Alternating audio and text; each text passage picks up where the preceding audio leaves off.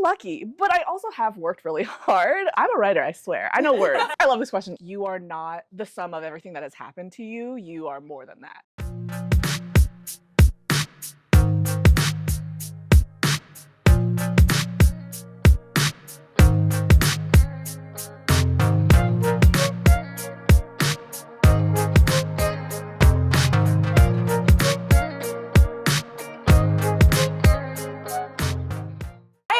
I'm Vanna from TBR Trio, and today we are at Friends to Lovers bookstore in Alexandria, Virginia, and we are sitting down with Gretchen Powell Fox, the amazingly brilliant mind behind the new Romantasy novel Smoke Scar and the new young adult sci-fi novel coming out on June 5th.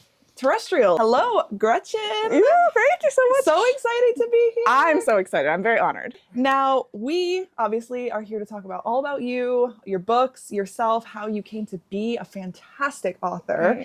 But I do want to break the ice a little bit. I have a couple just icebreaker questions for you. Sure. You're stranded on a deserted island. What are 3 things that you would bring with you?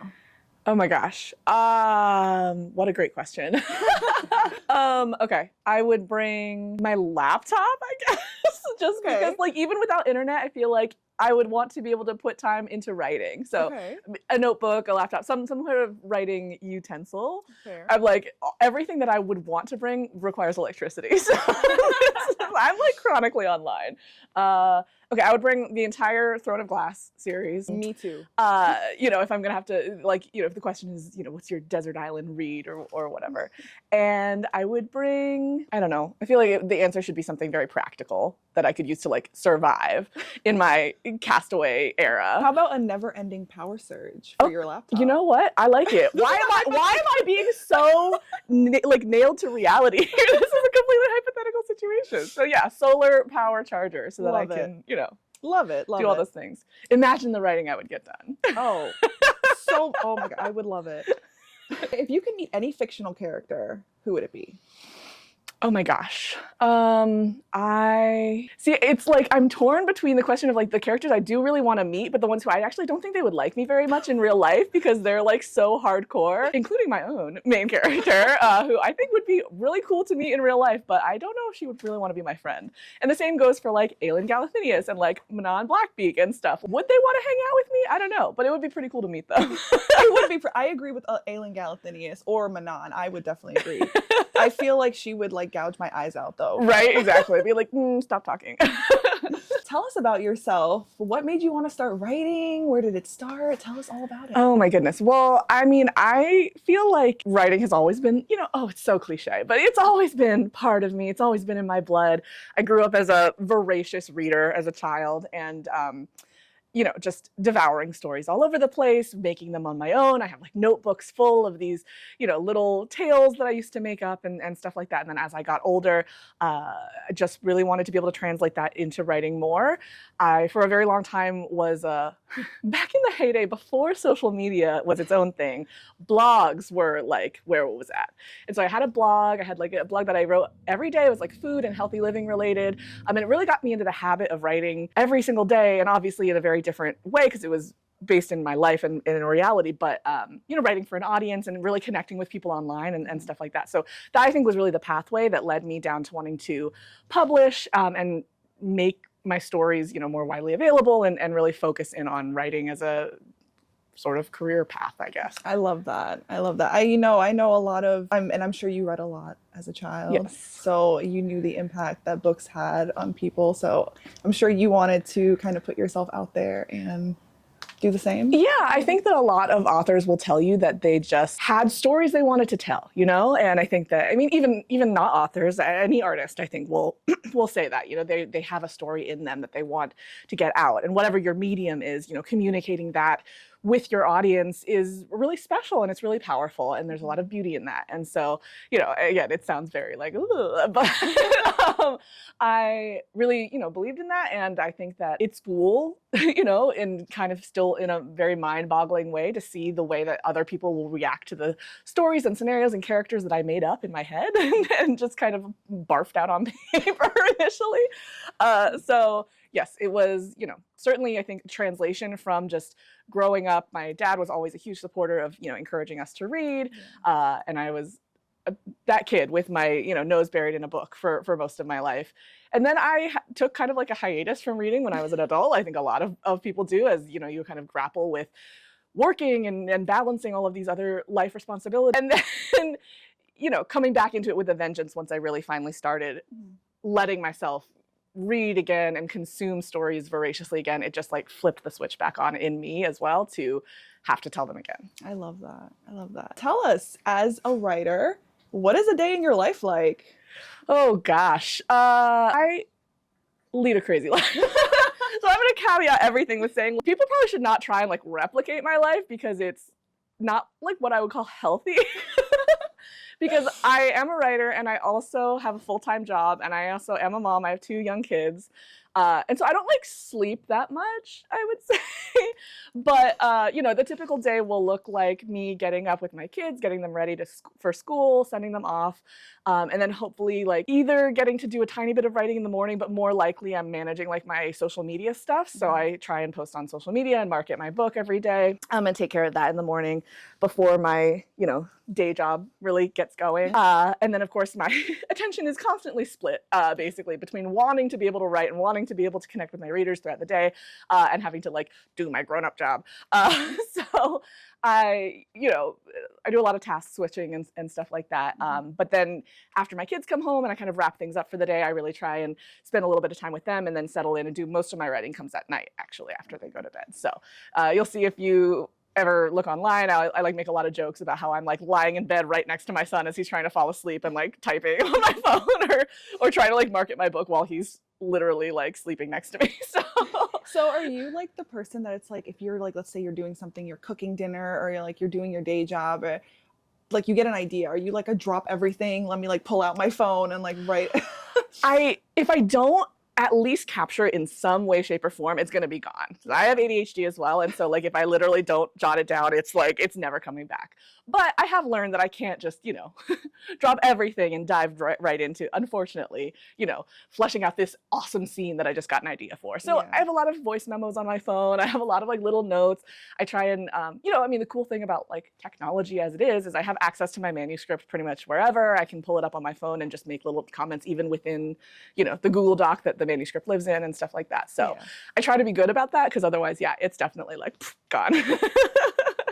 Now, on the flip side of that, have you ever had writer's block? How do you like go about that? Yeah, absolutely. Writer's block is really interesting. I think that it, for me, is less feeling like a block, and it's more just what's normal, I think, for any human, which is that your inspiration and your motivation and kind of like your muse comes and goes and ebbs and flows a little bit. And so for me, the number one thing that is always going to get me out of feeling that lull in inspiration, and when I'm just like, I open my laptop and I'm like, wow, I have like 4 hours today and I should be writing, and I'm just staring at the computer because the words aren't coming, is to read again. And nothing motivates me more to want to get my own words out than consuming the words of others and reading other stories. And I like to say that I find it super motivating in equal measure to read books that like are incredible.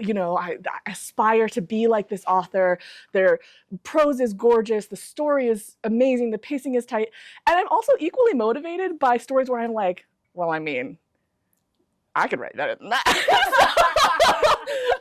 Literally, I just love to consume any kind of words. I think that is the number one thing that's going to like fuel me into cranking more of my own story out. And even if it takes time to, really find that spark again, just showing up and constantly like knowing that you will find it again is really powerful for me as well. I think it's also really nice to think about like the work you have done and say, hey, I've done this, like I could do it again. Yes. Yeah. I think that when I get in my own head the most, being like, oh my gosh, am I ever going to be able to finish this? Am I ever going to be able to wrap this up? It is very, kind of like, take a step back, Gretchen. Like, you have done this before, you can do it again, even if it looks a little bit different or if you have a different path in getting there. And, you can apply that to so many things. But it definitely helps keep me kind of like honed in, on the eventual goal, even if the path is meandering. Yeah, definitely. You did say you have, when you're stuck, you resort back to books. Do you have like a comfort read, or is it just like any book that you pluck off your shelf, or? I mean, I certainly do have books that I have loved. My TBR at this point is so long that I'm trying really actively not to reread that much, just because Aren't all of our TBRs long? I mean, it's less a list and more a like barge, like a trash barge that I'm like toting behind me. There's so many books out there that I want to read. I think that maybe I have like comfort genres, maybe. So I, of course, I love fantasy, of course. It's kind of like where my heart is right now. But I also really just enjoy a really beautiful like contemporary romance or a rom-com. I think those are kind of like my palate cleanser reads in between a lot of heavier fantasy with like a lot of more intense world building and magic systems and stuff like that. I really love like, you know, certain authors. I will be like, I still have books on my shelf that I haven't read that are like, you know, Emily Henry's new book and stuff like that. And I kind of am saving it for like those moments when I feel like I want to dive into to something and just have that like comfortable moment and feel good about what I'm reading. Yeah, of course. Now, you are a self-published indie author, and of course that comes with a lot of pros and cons. So what would you say is the best thing, the most rewarding, and what is the, I don't want to say least rewarding, but cons, like things that you didn't expect? Absolutely. So, I mean, I love being an indie author. I think that it lends itself very well to my personality, which is that I have a bias toward action. I am not a particularly patient person, and the publishing industry, you know, traditionally speaking, does take a long time. And that makes sense, you know, based on all of the different components and the different teams and things. When you're doing it all yourself, you can really work at whatever speed you deem realistic for yourself, you know, and for me, that's pretty fast. I really love being able to work at the speed at which I want to. I love the creative control over not only my own story, but yeah, like working one-on-one with my cover designer. I did all the formatting and the layout myself. I get to market my book exactly how I want to, and I don't have to worry about, I mean, I still worry about everything, but I don't have to worry about like being like, I think that like my publisher and I are not seeing eye to eye on what this story is about or something like that, and feel like things are out of my control. Like generally speaking, when it comes to the story, the presentation of it, the getting it out there, I am the one behind all of that, for better and worse, of course, because the cons are that I do a lot all the time. It's a lot to juggle so many different hats, for sure. You know, there are, of course, things that I'll never be able to achieve running a one-woman show in terms of the print distribution, you know, getting my book widely out there in bookstores, like, you know, being able to walk into an airport and see my book at an airport bookstore. Like, I'm not saying it's impossible, it does happen, but it takes a lot for an indie author to like reach that level, right? So I would say that, you know, that's a big part of the balancing act, is you kind of have to decide what path is right for you. And I mean, the cool thing is that there are so many different paths to publishing that exist now that didn't before, and it's breaking down a lot of barriers, which I think is super awesome. And because of that, you know, I try to be really transparent about the process of indie publishing and the success that I've been so fortunate to have with this book in particular, and all of that stuff. Yeah. Well, it's amazing how much you've done as an indie author in just what, like a month and a half already with Smoke and Scar almost? It came out two and a half months ago, I guess. 2.5 months. Yeah. Time. I know, time flies. But this book was a huge success. It like hit so rapidly on social media, and it's also the cover, gorgeous, right? Thank you. So let's talk about Smoke and Scar. What inspired the title? That's where we should start. Okay, great question. So it was called, the series itself, the trilogy is called the Shattered Crown Trilogy. And that was actually the name of the book for a long time, because it kind of is part of the lore. There's this literal shattered crown. But as I was writing the book, there's this particular scene that comes a little bit later where the two main characters are talking about kind of the scars that they bear, not only physically but emotionally, and the concept of, you know, Smoke being like, my main character has shadow magic, and so it kind of is like a nod to that, but also the haze that you have to fight through in terms of like coming into your own and stuff like that. And it's one of my favorite little scenes in the whole book, and there's a very specific line that talks about like the smoke and scars, and I just thought that was very poignant and it fit the book really well. It kind of is a nod to the fact that there are the two main characters, and like he's got a literal physical scar on his face and she's got the power of smoke, you know, sort of. And it just seemed like it really encompassed a lot of what I was trying to say. I love that. I love that. And I think that it definitely has like that alliteration, like the smoke and scar, like that. So it's very catchy, very like, ooh, I love alliteration, so I'm glad to hear that. You said that the female main character, Illyria, has shadow magic. So typically in the world of Romantasy, we see that the male always has the shadow magic. He's the shadow daddy and it's the weak FMC. What made you want to switch? What made you want to switch it up? Yeah, well, like I said, I am super into my fantasy era, and I have read tons and tons of books just like that, and I love them. I love me a shadow daddy, like, do not get me wrong. But every time I read one, I would just kind of in the back of my mind be like, you know what would be really cool to see, ... is if she was the one who was the Fae warrior coming to his rescue, or if the roles were reversed, or if, you know, we didn't have to go through this like training montage of, you know, the main female character coming into her power, which again, there's absolutely nothing wrong with that. And I love a story of self-discovery like that, but kind of starting at a more like a place further down in her timeline rather than like right at the beginning.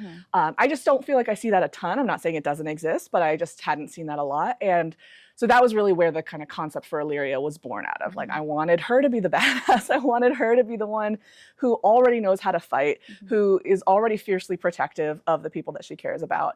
And for him to kind of play the like more audience, like reader role of uncovering a lot of things as the story goes and learning and getting to be in that thing. And it worked out really well for my characters. I love them both. And I have been very, very fortunate that so many readers seem to really enjoy that kind of like flipped expectation as well. It's definitely unique. Cedric is the human in this book, and Illyria is the shadow mommy Fae warrior. So how did you create that chemistry? What do you think is like the most important thing to remember, since they're coming from two different parts of the world, essentially? Yeah. I mean, luckily, I think that alone builds a lot of natural potential for them to be coming from two different places and being immediately at odds, because he has this, you know, very preconceived notion of not only the Fae and all of the magical races within this world, but of Illyria specifically, and because of her reputation as this like war hero / war criminal known as the Revenant. And he actually like thinks that she's responsible for his parents' deaths. So naturally, their initial meeting and initial confrontations are very explosive and filled with a lot of tension. And tension is where that chemistry is really born from, right? Because I love an enemies to lovers arc. So yeah, very fortunate, I think, in that just naturally, as I was writing and as the story was coming together, that really built itself. It was very fun for me to be able to write it from a place where she's kind of the one who is like above it all. She knows everything. She doesn't really hate him. She doesn't really hate humans. She's just kind of like, you know, like, why should I care about any of this type thing? She's very unbothered. And he's very bothered by a lot of things about her for many reasons, some of which being his, you know, preconceived notions. Then the fact that like, he's like, I hate her. Why can't I stop like thinking about her? Why are my eyes always drawn to her from across the room? You know, like all of that delicious. It was very fun for me to play with that, and for him to really be the character that I think can lead the reader through discovering a lot more about the world and about the way magic works and about the other magical races, because he's learning it too, even though he thought that he knew a lot more than he actually does, you know, and kind of being forced to confront that as well. I love the dual perspectives, because you see like she's thinking about one thing and then he's thinking about the exact same thing, but he's like, oh, like why? Like, Exactly. And I just love that we get that the same scene from both perspectives. And I feel that that's so important, because the way Illyria perceives something, he perceives it in a different way. And I think that that also adds to like their personality, and like they clash, but we also love it because they clash. Yeah. Of course, these are your characters. Are they inspired by anybody in the real world, or are they just, you just thought about them one day? Or, you know, I feel like they're probably an amalgamation of a lot of qualities that I love and respect in a lot of people in my life, but I can't say that I modeled them after anybody in particular. I think it's more like, you know, I really respect the way that, you know, so-and-so approaches life like this, and I really love like so-and-so's sense of humor, and it's probably a mix of like real life people and fictional characters that I really admire. So yeah, I wouldn't say even, you know, it's kind of like you see authors make jokes a lot. It's like, don't piss me off, or I'm like write you into my book and kill you off or whatever. I don't think there's a single character in any of my books that I would say is like truly like, this real life person I wrote in and, you know, for any reason. But of course, all writers are informed by just the lives that they live and the people that they interact with and everything like that. The whole story is that they enter the crucible, right, to get a chance to win the crown for their side, the humans, the fae. How did you come up with like the trials? Like, are you just like, you love trials? Like you love the trope? Or? Oh, yes. I love this question. Yes. I love trials, okay? Like, I know that there are a lot of trials out there. I think they are the perfect narrative element to be able to especially introduce a fantastical world like this, because it's contained enough, right? They're in this set of trials that people at least kind of know what to expect. Like, there are going to be multiple trials, there's going to be an endpoint, there's a prize, whatever the case is. And because there's just like that baseline of like structure to it, it makes it that much easier to play with and flip people's expectations and try and insert plot twists and, you know, make it be like, you thought this was going to happen, but surprise, like, you know, like that kind of thing. And because of that, I just really love trials. I knew from the get-go that if I was going to write fantasy, I would want to have it be trial-based. And I think that it's fun. It inserts automatic stakes and, again, gives you room to like develop characters and, you know, explain magic systems and stuff in a way that you don't lose track of what is going on throughout kind of the overarching plot line of the book. I am, you know, very fortunate in that I receive a lot of very positive feedback on the trials themselves. I tried to make them different enough from each other so that it feels like each one is an opportunity for character development and to explain more about the world and the high stakes surrounding the crown and like the peace that is like kind of just in reach potentially. And so we have a trial of strength, which makes the champions are forced to literally like fight their way through an arena. And then there's a trial of spirit, which has to do with more of like their facing their paths and uncovering their inner truths. And then there's a trial of magic, which is super fun.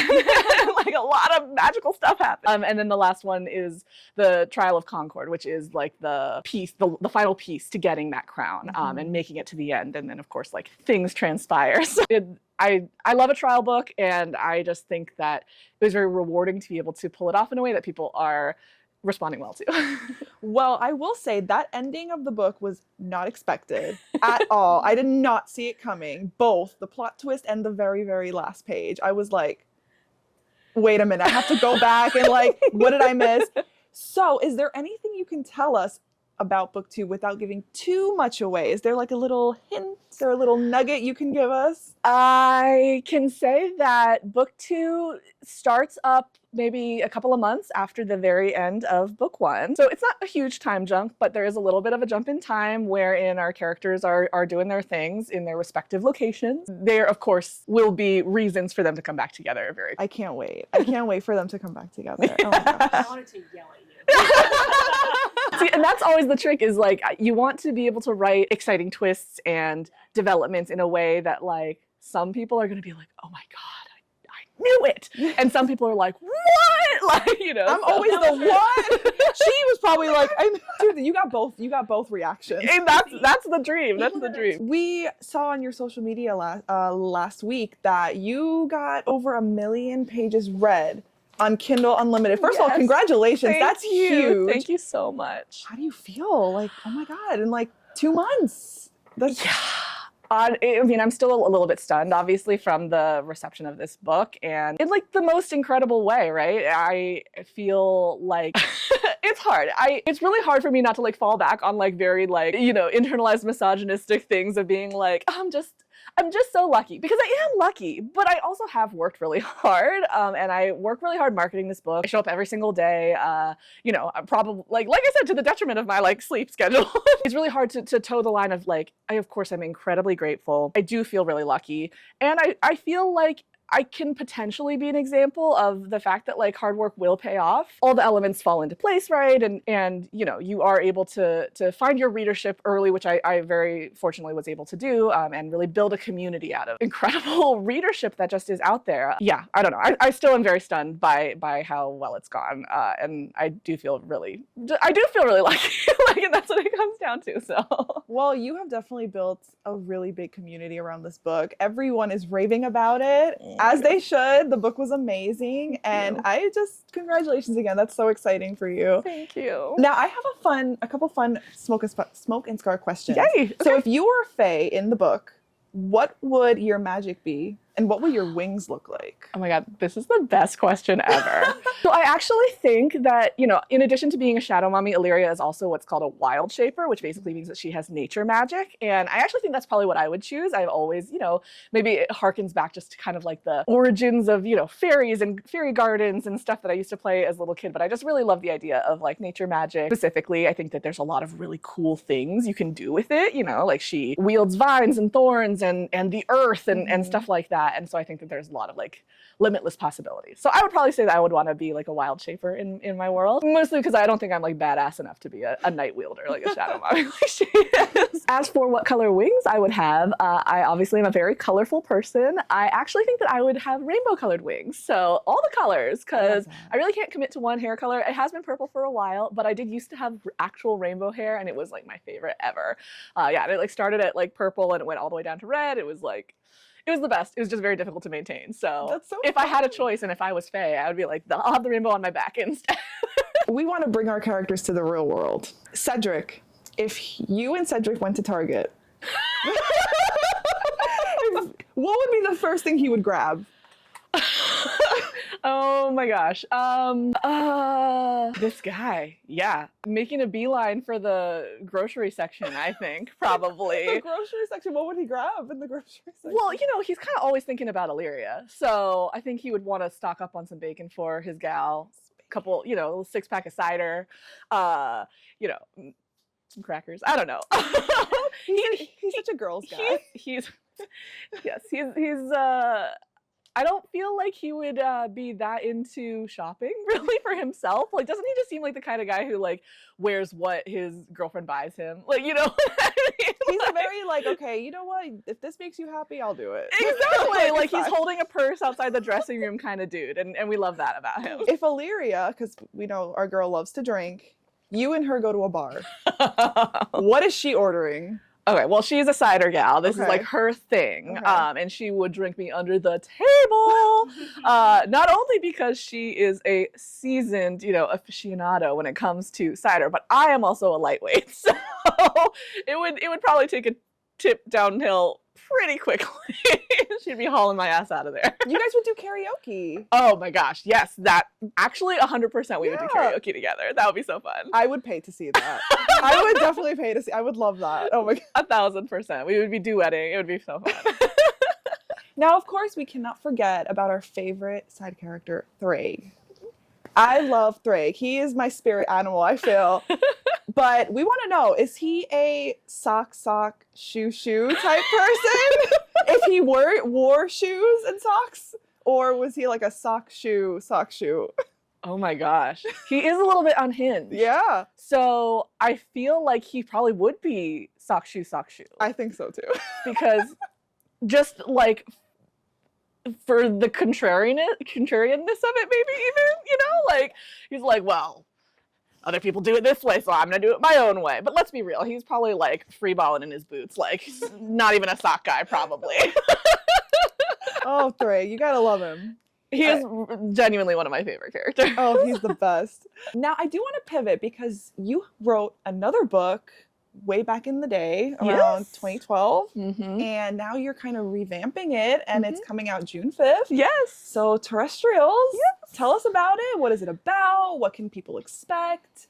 How did you come up with combining the two books together? Tell us all about it. Yeah, so Terrestrials is the kind of completed duology, the first book of which I did publish back in 2012. It is a young adult dystopian science fiction romance duology, and it really follows this kind of 1,000 years in the future type world where the rich and the elite have left a dying planet and they live in these floating sky cities, and our main character, whose name is Tara, kind of scraps together her life providing for her younger brother.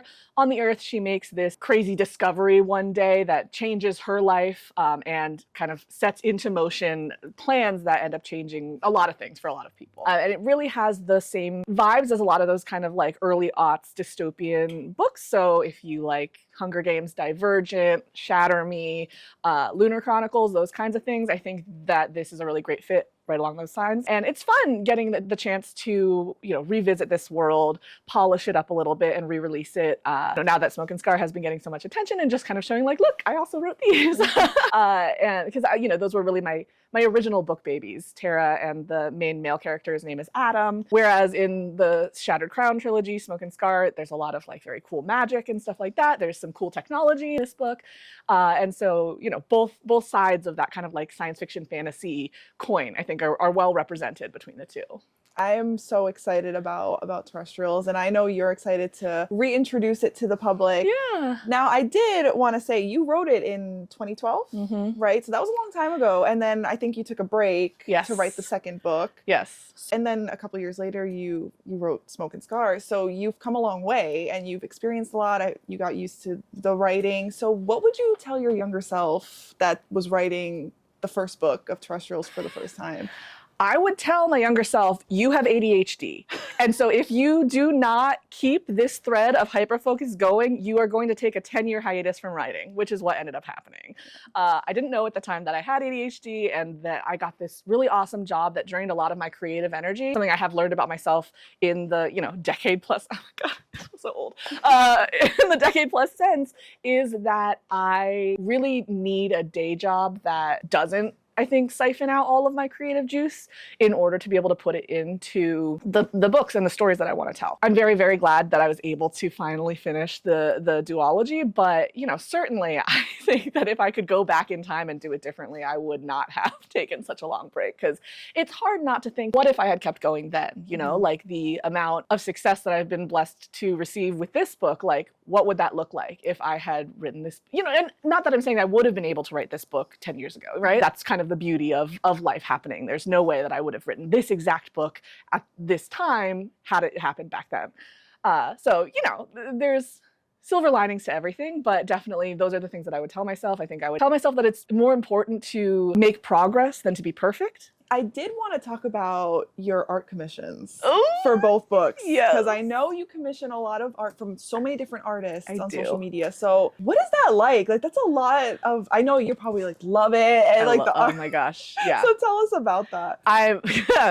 Another thing that people should not like be like, Gretchen does this thing, let me also do that thing, unless you want to like rack up a lot of debt. No, I love commissioning art. I'm really pretty addicted to it, honestly. There's just nothing like, for me, the feeling of seeing the characters that I invented in my brain be brought to visual life like that. And the Bookish art community in particular is really cool. Had the pleasure of meeting so many awesome artists with their own styles and their own little spins on my characters. I really love giving them creative license, like with Illyria's wings and stuff like that, to do everything in their own style. And I mean, I do have a day job, so in terms of kind of funding this like terrible addiction of mine, that goes a long way. But the response has been really wonderful as well, and I think that it has been a very key part of my being able to help get, the word out and the characters out. They obviously have kind of unique character designs as well, because Illyria has, periwinkle hair and wings and all this stuff. And even Cedric, he's just a human, but he's got like a lip scar and stuff like that. So, hopefully like over time people will be like, oh, I think that's Cedric Thorne from Smoke and Scar. Like, how cool would that be? That kind of thing. So. Well, I definitely would recognize it. Like, the art that I've seen is so detailed and so amazing. And people are so talented, honestly. It kind of blows my mind. It's crazy how talented people are. I constantly like look at the artwork that I have commissioned and I'm like, damn, I invented some really hot people like in my brain. Like, that's crazy, man. I think my favorite art that you posted was the one with the dragon with the fire, and they're like, in the mid-fight. Yes, that's one of my favorite pieces. Oh, it was amazing. I love that one. So detailed and just so, you can tell like that scene was a lot. I won't say anything else. Yeah, I don't want to spoil anything, but obviously I do have the art up on my Instagram. And working with that artist in particular was such a wonderful experience, because she really was so collaborative, like to an entirely new level, honestly, from most of the artists that I work with. And I've had the pleasure, like I said, of working with a lot, and all of my experiences have been great. But I even got a chance to like stream with her while she was working on the painting, and getting a chance to like give live feedback and just see her technique in action and stuff. It was so cool. Yeah. It was so amazing. I feel like a patron of the arts with all of my art commissions. Oh, I just love it. It's just so colorful, and every time I see it on my feed, I'm just like, yes, another art, another Smoke Scar art. There'll be more coming, that's for sure. Now, just the last question here. So, if readers could take away one thing from both Terrestrials and Smoke and Scar, what would it be? What would you want them to take away from their experience? What a wonderful question. And it's feels like a very nice one to end on. I think that in both stories, you see a lot of overcoming your circumstances in order to, challenge status quos, in order to make a better future. And both stories, I think, really lean heavily into this concept of, you are not the sum of everything that has happened to you. You are more than that.